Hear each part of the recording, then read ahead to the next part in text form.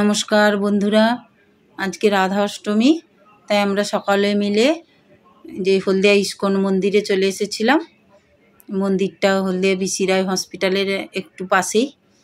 তো এখানে চলে এসেছিলাম। তো খুব ভিড় হয়েছে, প্রচণ্ড ভিড়। তো ভিড় ঠেলে একটু ভেতরে ঢুকলাম, তবে একটু ঠাকুরের কাছে যাওয়ার ইচ্ছে ছিল, তাই একটু ভিড় ঠেলে আস্তে আস্তে করে এগিয়ে গিয়েছিলাম। তো চলে এলাম আমরা ঠাকুরের সামনেই। তো এখানে এসে একটু জায়গা পেয়ে গেছিলাম বলে বসে পড়েছি সবাই। যে প্রচুর ভিড় হয়েছে, দেখো বন্ধুরা, অসম্ভব ভিড় হয়েছে।